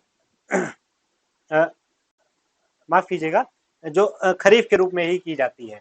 ये जो खेती है गर्मी के मौसम में ही की जाती है। और अगले स्टेटमेंट को देखते हैं, भारत के कुछ जनजातीय लोग खाना पकाने के लिए इस काले तिल के तेल का प्रयोग करते हैं। बिल्कुल सही चीज है। जो कुछ जनजातीय लोग हैं यहाँ काले तिल का वो उत्पादन करते हैं, तो इस काले तिल के उत्पादन जो होता है उसी से वो खाना पकाने के लिए प्रयोग करते हैं। तो यहाँ पर जो है ये तीनों स्टेटमेंट जो है वो ठीक हो जाते हैं, और ऑप्शन हमारा डी सही हो जाता है। अगले क्वेश्चन की तरफ बढ़ते हैं। यहाँ पर चार चीजें दी हुई हैं, और चार चीजें क्या है, एक तो ब्रांड रिकॉग्निशन दिया हुआ है, इन्वेंट्री दिया हुआ है, इंटेलेक्चुअल प्रॉपर्टी दिया हुआ है, और मेलिंग लिस्ट ऑफ क्लाइंट्स दिया हुआ है। चार है। और पूछा क्या है कि how many of the above are considered intangible investment, यानी कि उपर्युक्त में से कितने अमूर्त निवेश माने जाते हैं। यानी कि ऐसे कौन से निवेश हैं जो अमूर्त हैं, इसमें मतलब हम उन्हें छू नहीं सकते, वो होते हैं हमारे पास में, वैल्यू होती है उनकी, लेकिन हम एग्जैक्टली उनको छू नहीं सकते हैं। तो चलिए देखते हैं। जैसे कि ब्रांड पहचान, एक ब्रांड वैल्यू है। ब्रांड की वैल्यू जो होती है उसकी कोई कीमत नहीं होती है, लेकिन होती है वो, ठीक है। जैसे एडिडास है, रिबॉक है, इनकी ब्रांड वैल्यू ज्यादा है, लेकिन कुछ छोटी मोटी कंपनियां उनकी ब्रांड वैल्यू कम है। चलिए अगले देखते हैं। अगला जो है इन्वेंट्री। इन्वेंट्री में क्या होता है कि जो माल वगैरह कंपनी के पास में जो पड़ा हुआ होता है, जो मशीनें होती हैं, दैट कम्स अंडर इन्वेंट्री। तो ये जो चीजें होती हैं इनको हम छू सकते हैं, ये मूर्त निवेश होते हैं। तो ये जो है इन्वेंट्री वाला जो ऑप्शन है ये गलत हो जाता है। अगला देखते हैं इंटेलेक्चुअल प्रॉपर्टी। इंटेलेक्चुअल प्रॉपर्टी यानी कि जो उसने लोग हायर किए, उनके दिमाग में जो उनके जो इंटेलेक्चुअलनेस है, जो उनका दिमाग है, जो बौद्धिक क्षमता है उनकी, उसके बारे में बात हो रही है। तो वो भी, उस चीज को भी हम, किसी की बौद्धिक क्षमता को हम टच नहीं कर सकते हैं। तो ये जो है इंटेलेक्चुअल प्रॉपर्टी है, ये भी जो 3 नंबर का स्टेटमेंट है वो सही हो जाता है। चौथे को देखते हैं, मेलिंग लिस्ट ऑफ क्लाइंट्स, यानी कि बहुत सारा एक डेटा पड़ा रहता है ऑफलाइन मोड में, ऑफलाइन ऑनलाइन मोड में, वो एक निवेश नहीं है। मतलब कैसा निवेश नहीं है, इंटेंजिबल निवेश नहीं है। तो ये जो ऑप्शन है ये ऑप्शन भी सही हो जाता है, यानी कि हमारे तीन जो है वो सही होते हैं। यहाँ पर हमारा ऑप्शन नंबर सी सही हो जाता है। चलिए बढ़ते हैं अगले क्वेश्चन की तरफ। अगला जो क्वेश्चन है वो इजराइल से संबंधित क्वेश्चन है। पहला स्टेटमेंट है, इजराइल ने कुछ अरब राज्यों के साथ राजनयिक संबंध स्थापित किए हैं। अब देखिए, इतने सारे अरब स्टेट्स हैं, इतने अरब देश हैं, अरब कंट्रीज हैं, सभी देशों के साथ में इजराइल के संबंध खराब नहीं है। कुछ देशों के साथ में इजराइल के जो संबंध है वो अच्छे हो सकते हैं। संबंध अच्छे हैं तो राजनयिक संबंध भी स्थापित हो सकते हैं। तो इस क्वेश्चन को जो है वो हम सही कर देते हैं। अगले स्टेटमेंट को देखते हैं। अरब शांति पहल सऊदी अरब की मध्यस्थता से इजराइल और अरब लीग के बीच में हस्ताक्षरित हुआ है। यानी कि ये अरब शांति पहल के बारे में बात कर रहा है और ऐसा कह रहा है कि इजराइल जो है इसको अरब लीग और इजराइल जो है वो साइन कर चुके हैं। अब सोचने वाली बात यह है कि अगर इजराइल ने साइन कर दिया होता तो ये हर महीने 2 महीने के बाद जो इजराइल और फिलिस्तीन का जो संघर्ष उखड़ जाता है, जो बार बार अरब और इजराइल के बीच में जो टेंशन क्रिएट हो जाती हैं, वो कहीं ना कहीं कम देखने को मिलती। लेकिन ऐसा नहीं होता है, यानी कि इसको अभी तक जो है वो इजराइल ने साइन नहीं किया है। तो ये स्टेटमेंट गलत हो जाता है, यानी कि ऑप्शन नंबर जो है वो सी हमारा सही हो जाता है। स्टेटमेंट 1 करेक्ट है, स्टेटमेंट 2 जो है वो इनकरेक्ट है। बढ़ते हैं अगले क्वेश्चन की तरफ। अगला जो क्वेश्चन है वो टेबल दी हुई है। पहला है मेजर ध्यानचंद खेल रत्न पुरस्कार के बारे में। इसमें दिया हुआ है कि किसी खिलाड़ी को दिया जाता है जिसने पिछले 4 साल के टाइम पीरियड में अच्छा प्रदर्शन किया है। एक तो टाइम पीरियड दिया हुआ है, ठीक है, और किसी खिलाड़ी के लिए दिया हुआ। मेजर ध्यानचंद बहुत बड़े खिलाड़ी थे और जो 4 वर्ष की अवधि है, ये बिल्कुल सही है। ठीक है, अर्जुन जो पुरस्कार है इसमें आप देखिए कि किसी खिलाड़ी को जीवन पर्यंत वाला दिया हुआ है, जीवन काल की उपलब्धियों के लिए, जबकि ऐसा नहीं होता है, उसे भी पिछले 4 साल के लिए ये दिया जाता है। आप देखते हैं कि बहुत सारे खिलाड़ी ऐसे खेल रहे हैं लेकिन उनको अर्जुन पुरस्कार दे दिया गया है, यानी कि अभी उनका जो खेल का जीवन है वो समाप्त नहीं हुआ है लेकिन उससे पहले उनको मिल गया है। यानी कि जीवन काल की उपलब्धि के लिए नहीं, 4 वर्ष की जो उपलब्धि होती है उसके लिए मिलता है। यानी कि ये जो 2 नंबर है ये गलत हो जाता है। द्रोणाचार्य पुरस्कार इसके लिए दिया गया उन प्रतिष्ठित प्रशिक्षकों को सम्मानित करने के लिए जिन्होंने सफलतापूर्वक खिलाड़ियों या टीमों को प्रशिक्षित किया है। यानी कि द्रोणाचार्य एक गुरु थे तो जो कोचेज होते हैं उनके लिए ये पुरस्कार होता है। तो ये स्टेटमेंट भी जो है वो सही हो जाता है। अगला जो है राष्ट्रीय खेल प्रोत्साहन पुरस्कार, खिलाड़ियों द्वारा रिटायर होने के बाद किए गए योगदान, खेल में किए गए योगदान की सराहना के लिए होता है, जबकि ऐसा नहीं है। ये खिलाड़ियों के अलावा जो लोग खेल में प्रोत्साहन देते हैं, जैसे कोई कारपोरेट कंपनी है या कोई कोई व्यक्ति है पर्सनली वो खेलों को बहुत प्रोत्साहन देता है, तो ये जो चौथे नंबर का पॉइंट है ये गलत हो जाता है। यहाँ पर जो ऑप्शन सही होगा, 2 स्टेटमेंट सही होने की वजह से केवल 2, ऑप्शन नंबर बी वो करेक्ट होगा। चलिए बढ़ते हैं अगले क्वेश्चन की तरफ में। अगला क्वेश्चन क्या है, पढ़ के देखते हैं। निम्नलिखित भारी उद्योगों पर विचार करिए। Consider the following heavy industries. कौन कौन सी भारी इंडस्ट्री? उर्वरक संयंत्र, फर्टिलाइजर प्लांट, ऑयल रिफाइनरी, तेल शोधक कारखाने, स्टील प्लांट्स, इस्पात संयंत्र। अब क्या पूछ रहा है कि green hydrogen is expected to play a significant role in decarbonising how many of the above industry. यानी कि हम जो ग्रीन हाइड्रोजन का अगर उपयोग करते हैं तो इन जो 3 ये भारी उद्योग दिए गए हैं इनमें से किनमें कार्बनाइजिंग जो होता है उसको कम किया जा सकता है। तो देखिए ये जो जितने भी उद्योग दिए गए इनमें कार्बन का उत्सर्जन बहुत ज्यादा होता है और जो ग्रीन हाइड्रोजन होता है उसमें कुछ मिश्रित करके कुछ अन्य गैसों को मिला करके इनमें बतौर फ्यूल जो है वो यूज किया जा सकता है। और जो ग्रीन हाइड्रोजन है आप देखिए कि सभी तीनों के तीनों जो है वो ऑप्शन सही हो जाएंगे, क्योंकि इन तीनों में जो फ्यूल एज ए फ्यूल जो जैसे मान लो इस्पात के कारखाने में हमें जलाना है कुछ तो उसका यूज कर सकते हैं, जो भी हम कोयले वगैरह को यूज कर सकते हैं। तेल शोधक कारखाने हैं जो ऑयल रिफाइनरी जहाँ अगर हम कोयला यूज करते हैं या जहाँ जहाँ कहीं भी कार्बन इमिशन हो रहे हैं उसकी जगह पर हम ग्रीन हाइड्रोजन का यूज करके डिकार्बनाइजिंग की जो प्रोसेस है उसको बढ़ा सकते हैं।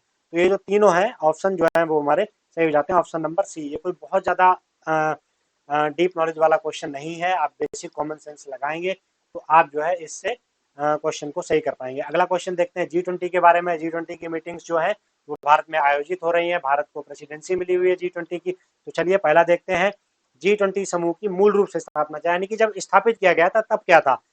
तो वित्त मंत्रियों और केंद्रीय बैंक के गवर्नरों द्वारा अंतर्राष्ट्रीय आर्थिक और वित्तीय मुद्दों की चर्चा करने के लिए जो मीटिंग वगैरह होती थी वहां से इसकी स्थापना हुई थी। तो बिल्कुल G20 एक बड़ा ग्रुप है, जब स्टार्ट हुआ होगा तो एक छोटे लेवल से स्टार्ट हुआ होगा। शुरुआत में वित्त मंत्री और जो रिजर्व बैंक या जो सेंट्रल बैंक होंगे उनके गवर्नर जो हैं वो आपस में मिले होंगे। तो ये स्टेटमेंट जो है वो भी सही हो जाता है।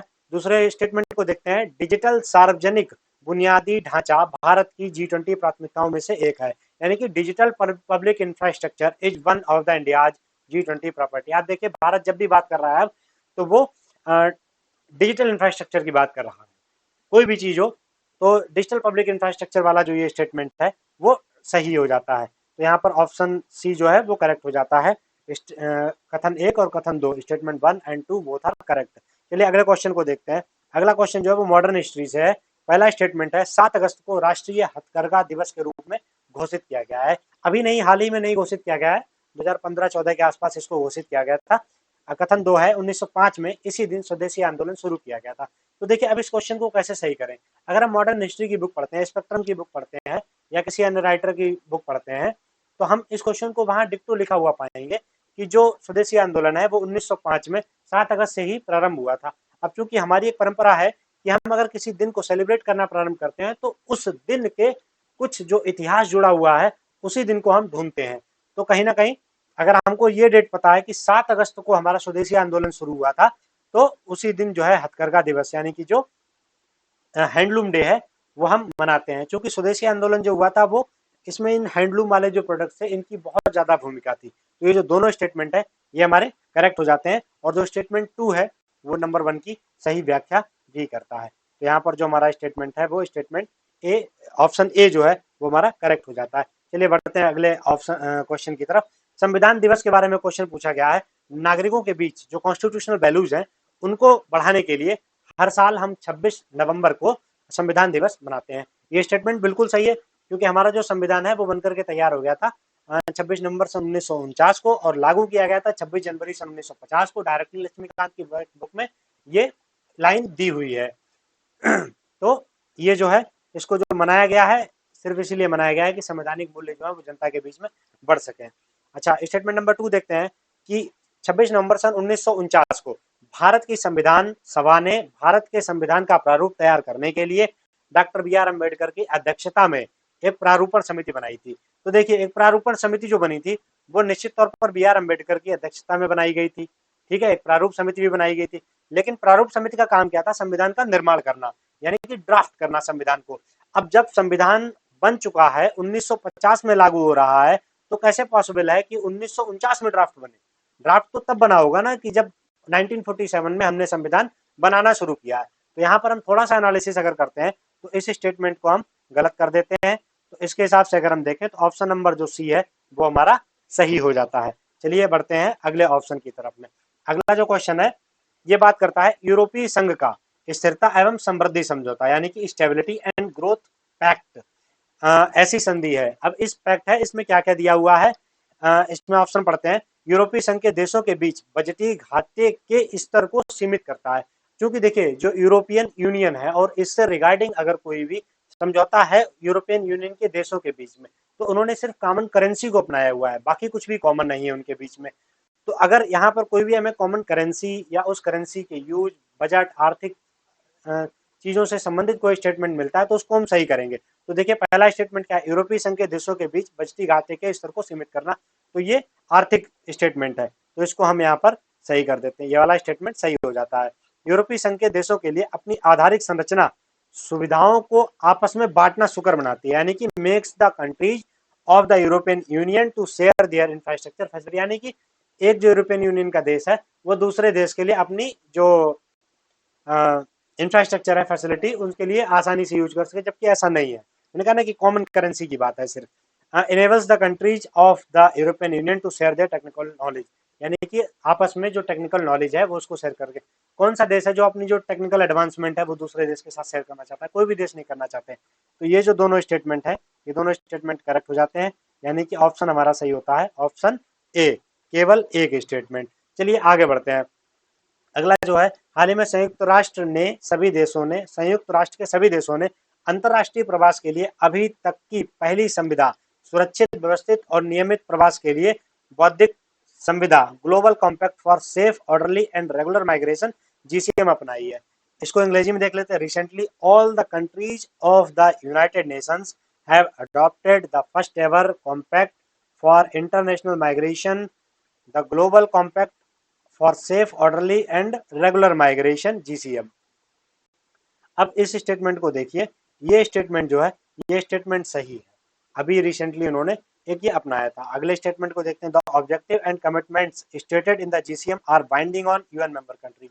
तो ये कह रहा है कि इसमें जो प्रावधान दिए गए हैं वो बाइंडिंग है सभी यूएन मेंबर्स पे, तो ये एक्सट्रीम स्टेटमेंट हो जाता है, ये स्टेटमेंट गलत हो जाता है। चलिए अगला देखते हैं, जीसीएम एड्रेसेस इंटरनल माइग्रेशन और इंटरनली डिस्प्लेस्ड पीपल और also in its objective and commitment, तो ये स्टेटमेंट जो है ये सही हो जाता है, मतलब देश से बाहर के जो माइग्रेशन है उसको भी, और जो देश के अंदर भी जो लोगों का जो प्रवासन होता है उसके विषय में भी ये बात करता है। तो यहाँ पर जो है वो ऑप्शन हमारे सही हो जाते हैं, केवल 2 ऑप्शन। चलिए आगे बढ़ते हैं, अगला जो क्वेश्चन है वो बात कर रहा है जो इंसोलेशन आता है, जो सूरज का जो प्रकाश आता है पृथ्वी पर, उसके बारे में बात कर रहा है। तो पहले स्टेटमेंट को देखते हैं कि जो इक्वेटर पे हमें इंसोलेशन प्राप्त होता है वो 10 टाइम्स होता है पोलर पे जो हमें इंसोलेशन मिलता है। इतना ज्यादा डिफरेंस नहीं है कि हमें पोलर पे जो मिल रहा है उससे 10 टाइम्स यहाँ पर मिलता है, तो ये स्टेटमेंट जो है वो गलत हो जाता है। क्योंकि यहाँ पर देखिए जो एक न्यूमेरिक वैल्यू दी हुई है, न्यूमेरिक वैल्यू जिसमें दी होती है, नॉर्मली वो क्वेश्चन आप देखिएगा अक्सर गलत ही मिलेगा आपको। अवरक्त किरणें सूर्यातप के लगभग 2/3 भाग है, 2/3 भाग यानी कि सूर्य की जो किरणें होती हैं उसके 4 भाग होते हैं, पराबैंगनी, दृश्य और अवरक्त, 3 भाग ऑलरेडी हैं, तो ये कह रहा है कि 2/3 भाग है, तो जो अवरक्त किरणें हैं वो 2/3 भाग जो है वो नहीं होती है। आगे देखते हैं स्टेटमेंट नंबर सी, अवरक्त तरंगे जो है वो निचले वायुमंडल में संकेंद्रित जलवाष्प के द्वारा बृहद रूप से अवशोषित कर लिया जाता है, निचले वायुमंडल में जो वाष्प होती है वो उसको अवशोषित कर लेती है। चलिए इस स्टेटमेंट को रोक करके देखते हैं, अवरक्त तरंगे सौर विकिरण की विद्युत चुंबकीय तरंगों के दृश्यमान स्पेक्ट्रम के भाग यानी विजुअल स्पेक्ट्रम के भाग है। जबकि अभी हमने आपको क्या बताया कि जो सोलर तरंगे आती हैं, जो सूर्य की तरंगे आती हैं, उनमें 3 भाग होते हैं, पराबैंगनी, दृश्य और अवरक्त। दृश्य के बाद आता है अवरक्त, तो अवरक्त जो है वो दृश्य का भाग कैसे हो सकता है, तो ये स्टेटमेंट भी जो है वो आसानी से गलत हो सकता है। तो यहाँ पर कम से कम आप एलिमिनेशन टेक्निक के माध्यम से वो आप देख सकते हैं कि ऑप्शन नंबर जो है वो सी जो है वो करेक्ट हो जाता है। चलिए बढ़ते हैं अगले क्वेश्चन की तरफ। इस क्वेश्चन में 2 स्टेटमेंट दिए हुए हैं। पहला स्टेटमेंट है, उष्णकटिबंधीय वर्षा वनों की मृदा पोषक तत्वों से भरपूर होती है। उष्णकटिबंधीय वर्षा वन दिए हुए हैं, यानी कि यहाँ पर बारिश बहुत ज्यादा होगी, और जहाँ पर बारिश ज्यादा होती है वहाँ निक्षालन की प्रक्रिया जो है वो हो जाती है, जिसके कारण क्या होता है कि जो पोषक तत्व होते हैं वो जमीन को छोड़ करके बह के चले जाते हैं। अब जहाँ पर पोषक तत्व बह के चले गए हैं तो मृदा में पोषक तत्वों की मात्रा कैसे ज्यादा हो सकती है। अगले कथन को देखते हैं, उष्णकटिबंधीय वर्षा वनों के उच्च ताप और आर्द्रता, यानी कि उष्णकटिबंधीय वर्षा वनों में तापमान कैसा होता है, उच्च, आर्द्रता कैसी होती है, उच्च, के कारण मृदा में विद्यमान मृत जैव पदार्थों का द्रुत अपघटन होता है। बिल्कुल सही बात है, जब टेम्परेचर ज्यादा होता है, ह्यूमिडिटी ज्यादा होती है, तो ऑक्सीडेशन की प्रक्रिया जो है वो बढ़ जाती है, जिसकी वजह से अपघटन जो होता है जैविक पदार्थों का उष्णकटिबंधीय वर्षा वनों में वो बहुत ज्यादा तेजी से होता है। तो स्टेटमेंट 1 जो है वो गलत हो जाता है, स्टेटमेंट 2 जो है वो सही हो जाता है। तो देख लेते हैं कौन सा ऑप्शन हमारा सही होगा, ऑप्शन नंबर सी हमारा सही होगा। कथन 1 सही, statement 1 is correct but statement 2 is incorrect. चलिए बढ़ते हैं अगले क्वेश्चन की तरफ नजर डालते हैं। अगला जो क्वेश्चन है वो भी एक सिंपल सा क्वेश्चन है, फिजिकल ज्योग्राफी के रिगार्डिंग पूछा गया है। पहला स्टेटमेंट है, ग्रीष्म ऋतु में महाद्वीपों और महासागरों के बीच तापमान विपर्यास शीत ऋतु की अपेक्षा अधिक होता है। और स्टेटमेंट 2 क्या कहता है, जल की विशिष्ट ऊष्मा भूपृष्ठ की विशिष्ट ऊष्मा की अपेक्षा अधिक होती है। अब विशिष्ट ऊष्मा की बात की है, यानी कि जो कम ऊर्जा से, जो कम तापमान मिलने से ज्यादा गर्म हो जाए उसकी विशिष्ट ऊष्मा जो होती है वो कम होती है, और जिसको ज्यादा तापमान देना पड़े तब गर्म हो तो उसकी विशिष्ट ऊष्मा जो होती है वो ज्यादा होती है। तो हमको पता है कि जैसे ही भूपृष्ठ के ऊपर सूर्यातप पड़ता है वैसे ही तापमान ज्यादा बढ़ने लगता है, भू जो धरती होती है वो ज्यादा गर्म होती है, और जल जो होता है वो गर्म नहीं हो पाता है उतना। तो स्टेटमेंट 2 जो है वो सही है हमारा, जो जल की विशिष्ट ऊष्मा होती है वो धरती की या जो भूपृष्ठ की जो विशिष्ट ऊष्मा है उससे ज्यादा होती है। और जो स्टेटमेंट 1 है वो गलत है यहाँ पर, क्योंकि ग्रीष्म ऋतु में क्या होता है कि जो तापमान का जो अंतर होता है वो कम रहता है, जबकि शीत ऋतु में ज्यादा रहता है, क्योंकि महाद्वीप जो है वो अपेक्षाकृत बहुत ज्यादा ठंडे हो जाते हैं इन कंपैरिजन टू समर के सीजन में वो उतना ज्यादा गर्म नहीं हो पाते हैं, तो जो विपर्यास होता है वो उतना अधिक नहीं हो पाता है। तो स्टेटमेंट 2 जो है वो गलत हो जाता है। बिल्कुल बेसिक नॉलेज वाले क्वेश्चन है, अगर आप फिजिकल ज्योग्राफी के बेसिक कंसेप्ट को पढ़ते हैं तो इसमें आप इस क्वेश्चन को सॉल्व कर पाते हैं। तो इसमें कौन सा हमारा कथन सही होगा? कथन एक गलत है और किंतु कथन दो सही है। ऑप्शन नंबर डी हमारा करेक्ट होता है। अगले क्वेश्चन की तरफ चलते हैं। ये क्वेश्चन भी फिजिकल ज्योग्राफी से और भूकंप से संबंधित है। अगर आप बिल्कुल छोटे छोटे एक एक डेढ़ पेज के भी नोट्स बनाते हैं, मान लीजिए भूकंप के ऊपर बनाते हैं, तब भी ऐसे क्वेश्चन सॉल्व हो जाते हैं। जब भी हम भूकंप को पढ़ना शुरू करते हैं तो बस हम पी, एस, एल और तीनों वेव्स के बारे में पढ़ते हैं। तो चलिए देख लेते हैं यहाँ पर क्या होता है। भूकंप लेख यानी कि सीस्मोग्राफ में एस तरंगों से पूर्व पी तरंगे अभिलिखित की जाती है। बिल्कुल सिंपल सा क्वेश्चन है। पी तरंगे क्या है? प्राइमरी वेव्स सबसे पहले पहुंचती हैं, तो ये स्टेटमेंट जो है वो सही हो जाता है। पी तरंगों में अलग अलग कण प्रसार की दिशा में आगे पीछे कंपन करते हैं। अब यहाँ पर इन्होंने थोड़ा सा एक वर्ड का गेम खेला है, शब्दों का खेल खेला है। यहाँ पे इन्होंने संपीड़न और विलयन ना दे करके आगे पीछे कंपन दे दिया है। और जो एस तरंगे होती है वो कण तरंग प्रसार की दिशा में समकोणीय ऊपर नीचे कंपन करते हैं। तो ये समकोणीय दे दिया है यहाँ पर, जबकि ये क्या है? दिशा के लंबवत जैसे कंपन करते हैं। या वो बात इन्होंने कही हुई है, जैसे कि जो इन्होंने बताया कि पी में जो है वो संपीड़न और विरलन के रूप में, और जो समकोणीय तरंगे हैं वो ऐसे करके चलती हैं। तो ये दोनों के जो स्टेटमेंट है, जो पी वेव्स होती हैं वो संपीड़न और विरलन के रूप में आगे बढ़ती हैं, और जो एस वेव्स होती हैं वो एक इस तरीके का पैटर्न बनाते हुए आगे बढ़ती हैं। तो यहाँ पर क्या होता है, हमारे दोनों के दोनों स्टेटमेंट ठीक हो जाते हैं। ऑप्शन नंबर सी यहाँ पर हमारा करेक्ट है। चलिए बढ़ते हैं अगले क्वेश्चन की तरफ। अगला जो क्वेश्चन है वो तीन स्टेटमेंट दिए हुए हैं उसमें, कि भारत में कोयला आधारित तापीय शक्ति संयंत्रों के बारे में, यानी कि जो coal based thermal power plant है हमारे इंडिया के, उनके बारे में बात की हुई है। तो इसमें देखिए आपको क्वेश्चन जो मिलेगा, इसमें आपको एक्सट्रीम शब्द मिलेंगे, जैसे कि उनमें से किसी में भी समुद्र के जल का उपयोग नहीं किया जा सकता। देखिए, none of them uses sea water, बिल्कुल एक्सट्रीम वर्ड है।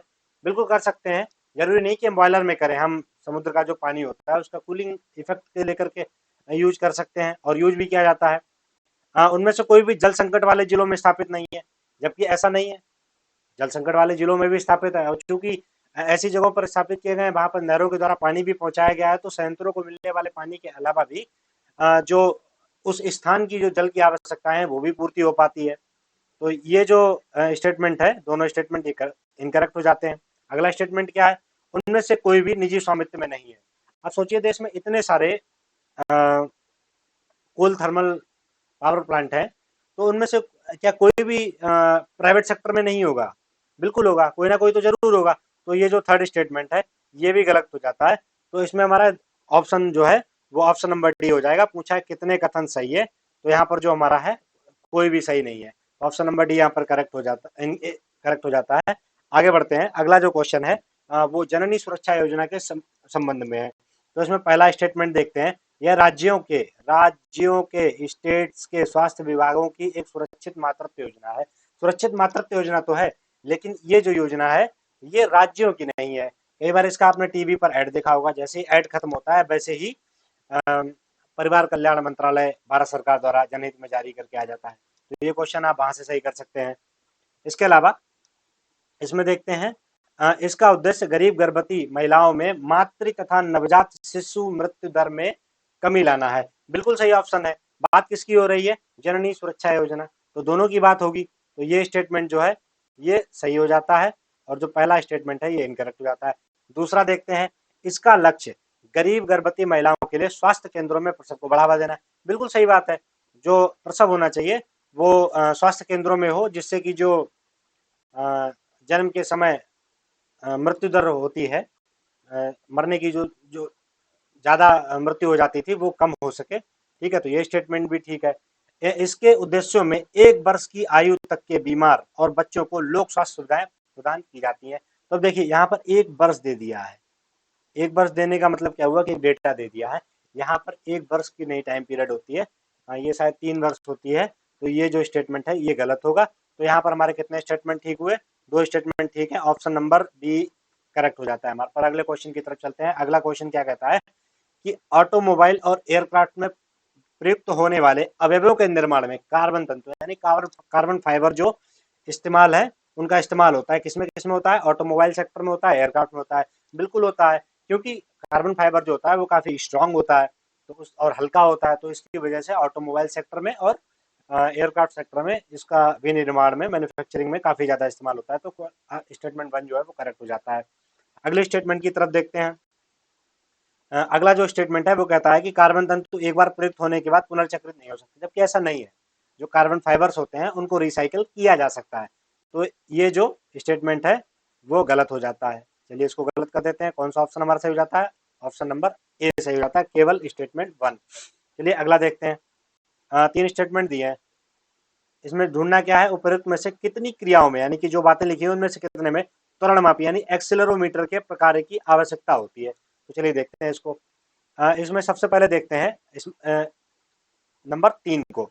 ये क्या कहता है कि स्मार्टफोन का झुकाव, जैसे हम अपने स्मार्टफोन को मोड़ते हैं तो आप देखते हैं कि पोर्ट्रेट से लैंडस्केप और लैंडस्केप से पोर्ट्रेट हो जाता है स्क्रीन ऑटोमेटिकली। तो इसमें जो है वो एक्सेलरोमीटर का यूज होता है।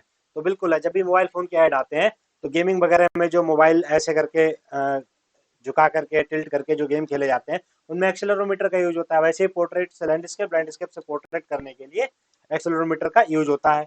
एक्सेलरोमीटर क्या है कि अचानक से उत्पन्न होने वाली कोई भी जो गति है या जो गति में परिवर्तन है उसको नापना। तो चलिए आगे देखते हैं। लैपटॉप अचानक धरातल पर गिर पड़ने का, जिससे हार्ड ड्राइव तुरंत बंद हो जाता है, पता लगाना। जैसे आपका लैपटॉप गिरा, हार्ड ड्राइव गिरने से पहले ही बंद हो जाती है, तो उससे क्या होता है कि हार्ड ड्राइव को डैमेज नहीं होता, आपका डेटा सेफ रहता है।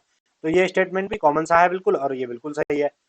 कार क्रैश, टक्कर का, जिससे एयरबैग तुरंत खुल जाते हैं, का पता लगाना। ये भी बिल्कुल सही है, उसमें भी एक्सेलरोमीटर का यूज होता है।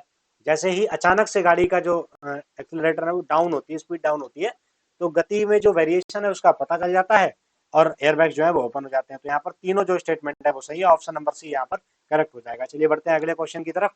अगला जो क्वेश्चन है, अब ये क्वेश्चन जो है ये मिसाइल टेक्नोलॉजी के बारे में है और बिल्कुल बेसिक सा क्वेश्चन है, बिल्कुल अंदर जाकर के नहीं पूछा है। अगर आपको सिर्फ ये भी पता है कि अग्नि 5 कौन सी मिसाइल है, अभी हमको पता है कि अग्नि मिसाइल की जो रेंज है वो 5500 से 6000 6500 किलोमीटर है। तो लंबी रेंज वाली मिसाइल्स को क्या कहते हैं? ICBM, intercontinental ballistic missile. तो अग्नि 5 जो है वो बैलिस्टिक मिसाइल है। जबकि देखिए यहाँ पर क्या लिखा हुआ है, अग्नि 5 स्टेटमेंट 2 में देखिए, अग्नि 5 मध्यम दूरी की पराध्वनिक यानी कि सबसोनिक क्रूज मिसाइल है, जबकि क्रूज मिसाइल नहीं है, बैलिस्टिक मिसाइल है। तो ये स्टेटमेंट यहीं पर गलत हो जाता है, तो इस स्टेटमेंट को गलत कर देते हैं। इसको देखिए, बैलिस्टिक मिसाइल अपनी पूरी उड़ान में आधुनिक चाल पर प्रधार नोदित होती है। चलिए इसका इंग्लिश देख लेते हैं। Ballistic missiles are jet propelled at subsonic speeds throughout their flights, while cruise missiles are rocket powered only in the initial phase। तो ये स्टेटमेंट थोड़ा सा टेक्निकल है, बट ये जो स्टेटमेंट है ये भी गलत है यहाँ पर। क्यों? क्योंकि इसमें आप देखिए कि जो क्रूज मिसाइल है ये उड़ान के आरंभिक चरण में नहीं, इसमें आप देखते हैं इसमें रैमजेट टेक्निक का यूज होता है। तो इस वजह से क्या है, जैसे ब्रह्मोस है, तो ब्रह्मोस जो है वो बैलिस्टिक मिसाइल में रैमजेट टेक्निक का यूज होता है। तो ये वाला जो स्टेटमेंट है ये भी गलत हो जाता है। तो यहाँ पर दोनों स्टेटमेंट जो है वो गलत हो जाते हैं, सिंपली कोई इतना बड़ा स्टेटमेंट नहीं है। चलिए अगले क्वेश्चन को देखते हैं। यहाँ पर ग्रीन हाइड्रोजन के बारे में बात की गई है। चलिए ग्रीन हाइड्रोजन के बारे में बात की तो आपको बता देते हैं कि जो हमारे परिवहन मंत्री हैं नितिन गडकरी, अभी वो कुछ दिन पहले टोयोटा की कार लेकर के संसद भवन आए थे और ये सुर्खियों में आया था क्योंकि वो जो कार थी वो हाइड्रोजन पे बेस्ड थी, वो हाइड्रोजन फ्यूल को यूज कर रही थी। तो वहीं से मुझे लगता है इस क्वेश्चन को निकाला है, क्योंकि बार बार जो है वो हाइड्रोजन को एज ए फ्यूल यूज करने की बात हो रही है। तो यहाँ पहला देखिए कि इसे आंतरिक दहन के लिए ईंधन के रूप में सीधे इस्तेमाल किया जाता है। आंतरिक दहन मतलब जो इंटरनल कंबस्शन इंजन होते हैं, जो ऐसे इंजन जिनमें अंदर अंदर दहन होता है, जैसे कि अभी जो कारें हैं उनमें होता है। और वायु दहन इंजन बोलते हैं जो पहले कोयले वाली जो ट्रेन चला करती थी उनके बारे में बात हो रही है। तो आंतरिक दहन इंजन के बारे में ये स्टेटमेंट जो है वो सही है। दूसरे स्टेटमेंट को देखते हैं कि इसे प्राकृतिक गैस के साथ मिलाकर ताप या शक्ति जनन के लिए ईंधन के रूप में इस्तेमाल किया जा सकता है। क्योंकि हाइड्रोजन अगर अकेला जलता है तो उतनी पावर या उतनी जो ऊष्मा है वो प्रोड्यूस नहीं कर पाता, लेकिन अगर हम इसको नेचुरल गैसेस के साथ मिक्स कर देते हैं तो डेफिनेटली इसका जो कैलोरी मान है वो बढ़ जाता है और इसका जो यूज है वो हम कर सकते हैं पावर जनरेशन के लिए, फ्यूल और heat for the power generation. ठीक है, तो ये स्टेटमेंट भी ठीक हो जाता है। दूसरा देखिए, इसे वाहन चालन के लिए हाइड्रोजन ईंधन प्रकोष्ठ या हाइड्रोजन ईंधन सेल, फ्यूल सेल के रूप में इस्तेमाल किया जा सकता है। तो देखिए ऑलरेडी नितिन गडकरी जी कार लेकर के आए थे, तो ये स्टेटमेंट भी सही जाता है। यहाँ पर तीनों स्टेटमेंट सही जाते हैं, ऑप्शन नंबर सी हो जाता है हमारा करेक्ट। चलिए बढ़ते हैं अगले क्वेश्चन की तरफ। अगला जो क्वेश्चन है वो हमारे कॉन्स्टिट्यूशन के विषय में। क्या कहता है ये क्वेश्चन, ध्यान से पढ़िए। पहला स्टेटमेंट है, भारत के संविधान के अनुसार, मतलब ये बात कर रहा है संविधान के अनुसार, केंद्र सरकार का यह एक दायित्व है कि वह राज्यों को आंतरिक विक्षोभों से बचाए। मतलब अगर राज्य को कुछ आंतरिक परेशानियां आ रही है तो वो उससे राज्य की रक्षा करे। सीधा सीधा ये एम लक्ष्मीकांत की बुक से क्वेश्चन आपको मिल जाता है। दूसरा स्टेटमेंट पढ़िए, भारत का संविधान राज्यों को निवारक निरोध में रखे जा रहे किसी भी व्यक्ति को विधिक काउंसिल उपलब्ध कराने से छूट प्रदान करता है। यानी कि निवारक निरोध में अगर किसी को बंद कर दिया गया है, नजरबंद कर दिया गया है, उसे जेल में डाल दिया गया है, तो उसे जो एक लीगल काउंसिल जो होती है वो प्रोवाइड की जाती है, उससे छूट मिल सकती है राज्य को। जबकि ऐसा नहीं है, अगर किसी को निवारक निरोध के तहत बंद किया गया है तो उसको लीगल जो हेल्प है, वो लीगल असिस्टेंस है, वो दिया जाएगा। तो ये स्टेटमेंट जो है ये गलत हो जाता है यहाँ पर। चलिए अगला देखते हैं। इट टॉक्स अबाउट पोटा। आतंकवाद निवारण अधिनियम 2002 के अनुसार पुलिस के समक्ष अभियुक्त की संस्वीकृति को साक्ष्य के रूप में प्रयुक्त नहीं किया जा सकता। तो ये स्टेटमेंट बिल्कुल सही है। अगर पुलिस के सामने अगर कोई गवाही देता है तो वो कोर्ट में एडमिसिबल नहीं होती है। ठीक है, तो ये जो स्टेटमेंट है, ये स्टेटमेंट जो है ये बिल्कुल सही है। यहाँ पर हमारा जो ऑप्शन है वो केवल 2, ऑप्शन नंबर बी, वो बिल्कुल सही हो जाता है। तो इस तरीके से हमने यहाँ पर टोटल नंबर ऑफ 41 क्वेश्चंस देखे। ठीक है, एक्चुअली इन क्वेश्चंस को देखना इसलिए भी बहुत ज़्यादा जरूरी था कि जैसे ये पेपर हुआ था तो एक अलग तरह का माहौल यूट्यूब पे या जो कोचिंग सेंटर्स है उनके बीच में बना हुआ था। जितने बच्चे परेशान थे उससे ज़्यादा कहीं ज़्यादा परेशान टीचर्स थे, क्योंकि उनके नोट्स में से क्वेश्चन नहीं फंसे या वो उतना नहीं बच्चों को कर पाए। या ये भी हो सकता है कि अपनी नाकामी को छिपाने के लिए वो यूपीएससी को दोष देने लग रहे हो। कोई कह रहा है कि यूपीएससी खुद नहीं पास कर पाएगा, जो बोर्ड मेंबर्स है वो। कोई कह रहा है कि यूपीएससी को गाली देने का मन कर रहा है। तो ऐसा कुछ भी नहीं है। अभी मैंने आपके सामने 41 क्वेश्चन सॉल्व किए हैं, और ये 41 क्वेश्चन हैं। अगर आप इनमें मान लें कि कुछ एक दो स्टेटमेंट ज़्यादा टेक्निकल हो गई हैं, तब भी एटलीस्ट 35 जो क्वेश्चन हैं वो कोई इतने ज़्यादा बड़े क्वेश्चन नहीं है। 35-40 क्वेश्चन जो है आपके, वो बिल्कुल बेसिक नॉलेज से है। और मैं हमेशा यही कह रहा हूँ कि बेसिक नॉलेज है कि जिसने 1 से 1.5 साल लगभग अच्छे मन लगा करके तैयारी की है, और जिसने कॉमन सेंस का यूज किया है, अपने आसपास देखा है, चीज़ों को समझा है, करंट अफेयर्स को थोड़ा बहुत नज़र में रखा है, तो डेफिनेटली उसके लिए इन 41 क्वेश्चंस को करना कोई बहुत बड़ी चीज़ नहीं है। इसके अलावा वो थोड़ी सी और मेहनत करेगा तो उसके लिए पेपर को सॉल्व कर पाना काफ़ी आसान हो जाएगा। चलिए इस वीडियो को यहीं पर समाप्त करते हैं। अगर आपको इस वीडियो में अच्छा लगा हो तो इस वीडियो को शेयर करें। अगर आपकी कोई राय है तो प्लीज़ कमेंट में हमें ज़रूर बताएं। बहुत बहुत धन्यवाद।